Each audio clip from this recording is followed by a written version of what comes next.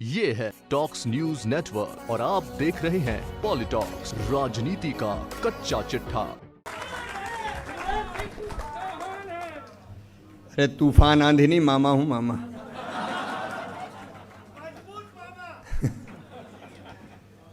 मंच पर विराजमान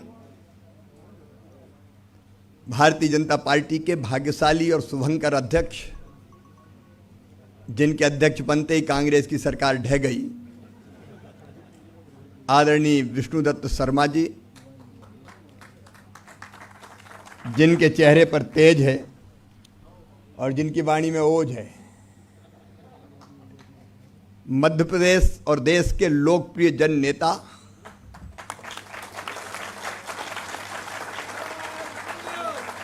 अच्छा 2018 में भी कांग्रेस को जो वोट मिले उन्हें देख के नहीं दिए।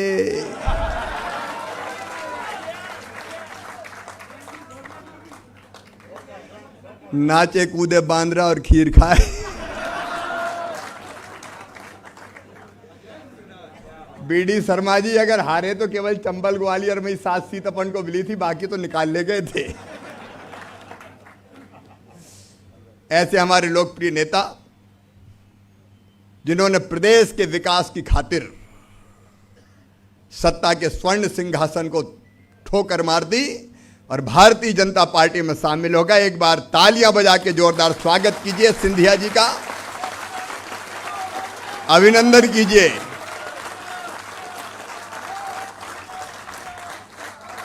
सम्मानीय महाराज सिंधिया जी, हमारे मार्गदर्शक और वरिष्ठ नेता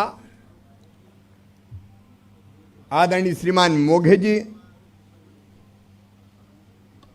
भाई तुलसी सिलावट जी छोड़ के आए थे,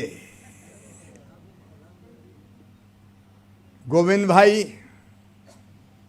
हरदीप डंग, ये सब वो है जिन्होंने पद की परवाह नहीं की, सिद्धांतों की खातिर, जनता की खातिर पद को ठोकर मार के चले आए। जोर से एक बार इनके लिए भी ताली बजाएं। भाई लोकेंद्र जी, और किसका नाम लूं किसका ना लूं, इतने वरिष्ठ नेता बैठे हैं, कई तो मुझसे ही बहुत वरिष्ठ हैं। आज भारतीय जनता पार्टी की सदस्यता स्वीकार करने आए मेरे प्रिय बहनों, भाइयों, भांजे भांजियों, दोनों हाथ जोड़ के आप सबको प्रणाम करता हूं। भारतीय जनता पार्टी के इस परिवार में आपका हृदय से स्वागत करता हूं, दिल से अभिनंदन करता हूं। यह भारतीय जनता पार्टी का परिवार है, कांग्रेस की तरह नहीं है। वहां तो ठिकाना ही नहीं है कौन किधर है। महाराज इतने दिन कैसे रह लिए, बड़ी देर भई नंदलाला।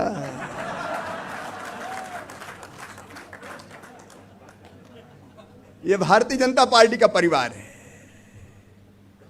जो दिल से अपनाता है, दिल से स्वीकार करता है। मेरे मित्रों, आपका स्वागत है। और वैसे भी मैं तो कहता हूं, हम हैं राही प्यार के, हमसे कुछ ना बोलिए, जो भी प्यार से मिला हम उसी के। अब हम एक दूसरे के हो गए, जैसे दूध में शक्कर मिलके एक मेक हो जाती है, वैसे ही भाजपा के परिवार में एक मेक हो गए हम सब। और मेरे अध्यक्ष जी ने कहा है, बीडी शर्मा जी ने, मैं भी आपको वचन देता हूं, भारतीय जनता पार्टी आपको सम्मान भी देगी और आपको दिल में स्थान भी देगी। मिलकर साथ चलेंगे अपने देश के लिए, अपने समाज के लिए। हमारे नेता हैं नरेंद्र मोदी जी, वैश्विक नेता हैं। आज आपने देखा, चीन ने आंखें दिखाई तो अपने सैनिकों ने उनके सैनिकों की गर्दन तोड़ के गिराई। मोदी जी का कुशल नेतृत्व, एक वैभवशाली भारत, एक गौरवशाली भारत, एक संपन्न भारत, एक समृद्ध भारत, एक शक्तिशाली भारत के निर्माण के लिए हम उसी राह के राही हैं। लेकिन मध्य प्रदेश में बीच में कांग्रेस की सरकार बनी, बनना था किसी को मुख्यमंत्री, बन और कोई गया। नकली चेहरा सामने आए, असली पीछे ही।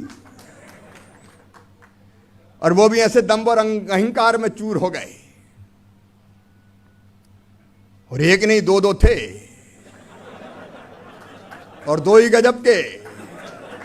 अरे बड़े मियां तो बड़े मियां, छोटे मियां सुभान अल्लाह।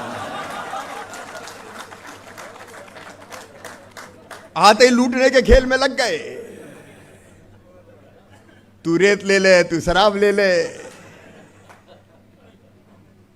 तू पानी में से पैसा निकाल ला। मध्य प्रदेश की जनता से लेना देना नहीं था। ये बैठे हैं मेरे नेता तीन यहां, गोविंद सिंह राजपूत, तुलसी सिलावट और हरदीप डंग। कमलनाथ को टाइम था मंत्रियों के लिए, विधायकों के लिए। मैं तो हैरत में रह गया जब इमरती देवी जी बाकी लोग मिलने आए तो मैंने बिठाया, बात की, बड़ी देर तक सुनी। कहने लगे पहली बार इतनी देर चैम्बर में बैठे भैया, नहीं तो हम मंत्री थे, हमें को पूछ रहे थे। हमने कहा जब बे थे तब क्या होता था। कहना चलो चलो चलो, 24 घंटे 26 नहीं है, जा बता बता, चलो चलो चलो चलो चलो। वो एक दिन हम आए, दो बैठे थे बाहर। हमने पूछी भैया तुम को पद पे हो? तो दूसरे ने कहा ये कोई पद पे नहीं है, सवेरे से बैठते हैं शाम तक, बोले नोट बोरियों में भरते हैं और सीखे। प्राइवेट आदमी बैठ गए। अरे ज्योतिरादित्य जी की तरफ उंगली उठाने वालों, तुमने प्रदेश को लूट लिया, चारागाह बना दिया, प्रदेश का सत्यानाश और कबाड़ा कर दिया, भ्रष्टाचार के नित नए रिकॉर्ड बनाए। कमलनाथ बताएं 281 करोड़ रुपया इनकम टैक्स की रेट में से कहां से आए? बताना चाहिए कि नहीं बताना चाहिए? अरे जोर से बोलो, बताना चाहिए कि नहीं? जनता का पैसा जेब में। इनकम टैक्स की रेट पड़ी वो दो, मैं नाम नहीं लूंगा, नहीं कौन नहाए बाद में, करोड़ों रुपया निकल रहे हैं। तुम त्याग तपस्या के धनी हो गए। बल्लभ भवन को दलालों का अड्डा तुमने बनाया। विधायक, जनता, सांसद, मंत्री के लिए टाइम नहीं ये टाइम नहीं, ठेकेदार आजा, आप बैठते हैं रात को 9 बजे तक बैठते, ले आओ। लूट लिया पूरे मध्य प्रदेश को। पहली बार मध्य प्रदेश के इतिहास में बल्लभ भवन दलालों का अड्डा बना दिया। कमलनाथ तुमने पाप किया है, पाप, बच नहीं सकते इस पाप से। और पीछे दिग्गी मिस्टर बंटा ढार। आज आप तो अकेले में बैठ के कमलनाथ रोते हैं। बोले कह रहा था चिंता मत करो, मैं तो हूं, इतने विधायक सेट है। कब पांव के नीचे से जमीन खिसक गई पता ही नहीं चला। चढ़ा दिया कि चिंता मत करो कमलनाथ, ज्योतिरादित्य जी क्या कर लेंगे, डट जाओ मैदान में। तो कमलनाथ बोल पड़े कि महाराज ने कहा कि भाई गरीबों की तरफ ध्यान दो, वादे पूरे करो, वचन निभाओ, और नहीं तो वचन निभाने हमको जनता की बात कहने सड़क पे आना पड़ेगा। तो उतर जाओ सड़क पे। महाराज सड़क पे ला दिया यार, परमानेंटली सड़क पे आ गए। अब रो रहे हैं खेलने के। ये तो कह रहा था इतने विधायक मेरे पास। मैंने कहा राजा ने किसी को नहीं छोड़ा रे कमलनाथ, तू किस खेत की मूली। कई को पहले ही निपटा चुके हैं। जिसके कंधे पे हाथ धर दिया हो गया काम से, आज तक पता ही नहीं चला।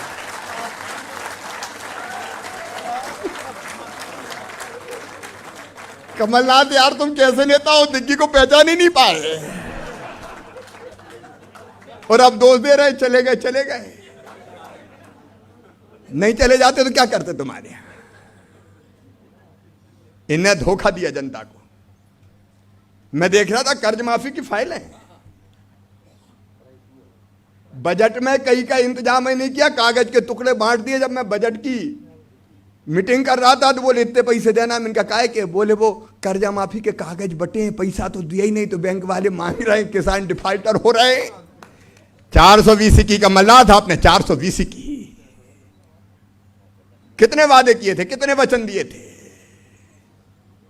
बेरोजगारी भत्ता, रोजगार देंगे, रोजगार।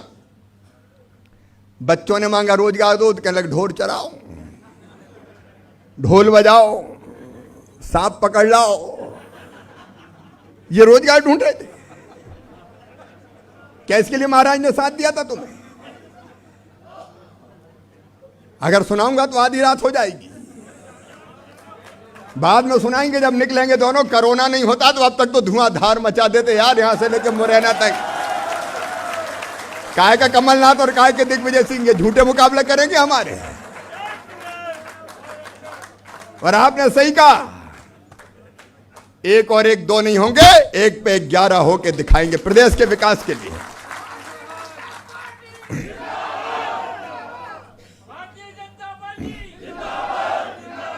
लूट लिया पूरे प्रदेश को, हमारी सब योजना बंद कर दी। संबल योजना बंद। क्या बिगाड़ा था गरीबों ने? अब संबल गाता नहीं हूं मैं कि कितनी देर लगेगी, लेकिन गरीबों के कफन के 5,000 तक खा गए कमलनाथ तुम, जो 5,000 रुपये मरने पे देते थे।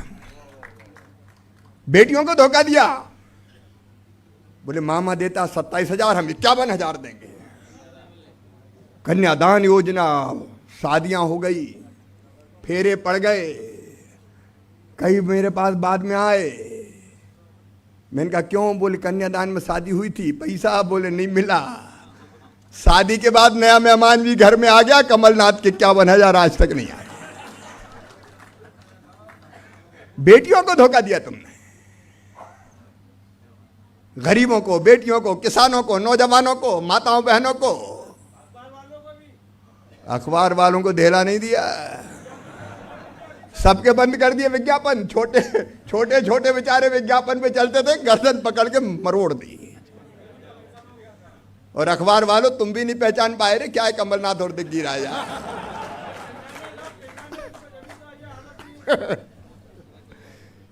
पूरे प्रदेश में बुरी हालत कर दी। और उसी का परिणाम था कि आदरणीय महाराज ज्योतिरादित्य जी ने फैसला किया, हमारे विधायक साथियों ने फैसला किया, कैरियर दांव पे लगा के आज भारतीय जनता पार्टी में पद छोड़ के सम्मिलित हो गए। और तब भारतीय जनता पार्टी की सरकार बनी। मैं इस त्याग को प्रणाम करता हूं, अभिनंदन करता हूं इस त्याग को। अब हम कोरोना में नहीं निकल पाए तो रोज रोज आरोप लगाओ। और खुश हो गए जब महाराज को कोरोना हुआ, बोले मजा आ गया। यह हालत थी इनकी। तो अब कमलनाथ के पास कोई जाए तो मुझे कहते थे विधायक साथी पैसे ही नहीं है, गोविंद भैया ही कह रहे थे जब सरकार थी, मुख्यमंत्री थे, पैसे ही नहीं है, पैसे ही नहीं है, पैसे ही नहीं है।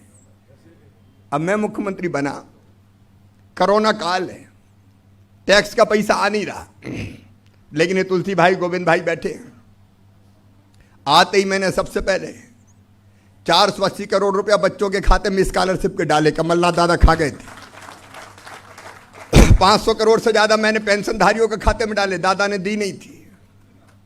रसोइयों के खाते में डाले, जो निर्माण श्रमिक थे उनके खाते में 2-2 हजार रुपया डाले, बाहर जो मजदूर फंसे थे उनके खाते में 1-1 हजार रुपया डाले, बच्चों के खाते में मध्याह्न भोजन की राशि डाली, मध्याह्न भोजन अलग से पहुंचाया। और मेरे किसान भाइयों, ये दिग्गी और कमलनाथ तो प्रीमियम का ही पैसा खा गए थे, बीमा दिया ही नहीं था। आते ही मैंने 2200 करोड़ रुपए का प्रीमियम जमा किया और प्रीमियम जमा करके 2,990 करोड़ रुपया किसान के खाते में डाल दिए। अगर मैं पूरी बताऊंगा आपको तो लगभग 38,000 करोड़ रुपया अलग अलग योजनाओं में गरीब, आम इंसान, किसान, छात्र, नौजवानों के खाते में डाला जा चुका है। कहां से पैसा आ गया? हम जब आए तब कोरोना छा गया था। कोरोना की एक मीटिंग नहीं ली कमलनाथ आपने, सिंगल मीटिंग कोरोना की नहीं ली। इंदौर में फैल गया कोरोना, लोग मर रहे थे। हमने पूछा कमलनाथ क्या कर रहे थे, बोल वो आईफा की मीटिंग ले रहे थे। आईफा, आईफा जानते हो क्या है? हीरो हीरोइन बंबई वाले, उनका कार्यक्रम होने वाला था। उसके पास किसे मिलेंगे ये तय हो रहा था। प्रदेश को लूट डाला था। और मैं सच कह रहा हूं, अगर समय पे कोरोना पे इलाज नहीं करते तो मध्य प्रदेश पूरी तरह से तबाह बर्बाद हो जाता। एक बैठक नहीं की। कोरोना काल में गेहूं खरीदना था हमें, बोरा बोरी का इंतजाम नहीं था, प्रारंभिक व्यवस्थाएं नहीं थी।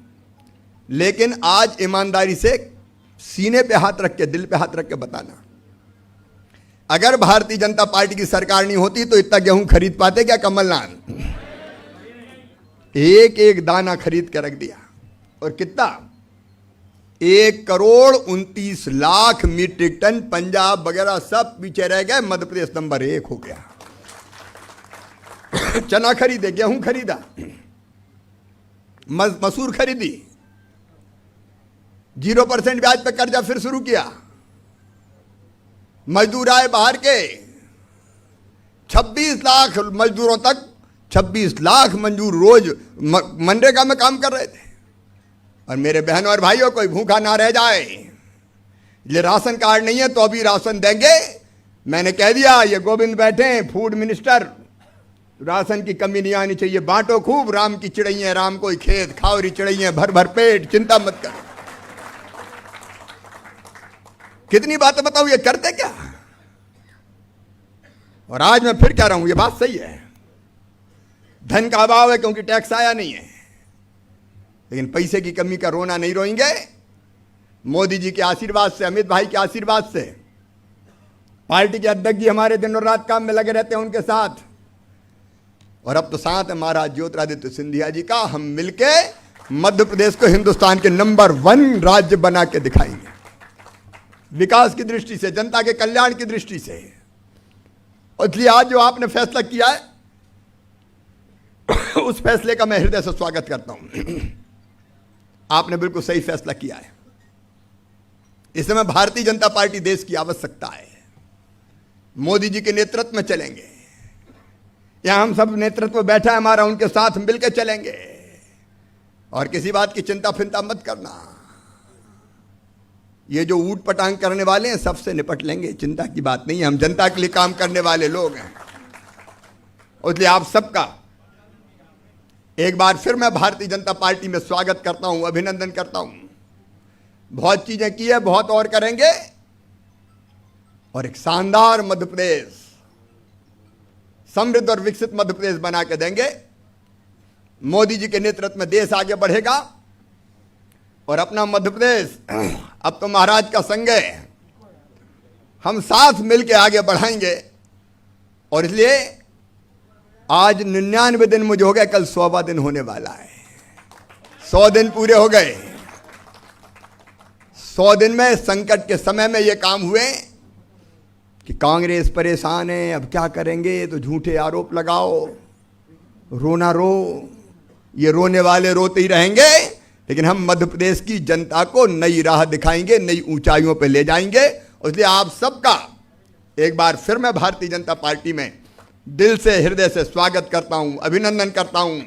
आइए भारतीय जनता पार्टी के माध्यम से प्रदेश को भी आगे बढ़ाएं और अपने देश को भी आगे बढ़ाएं।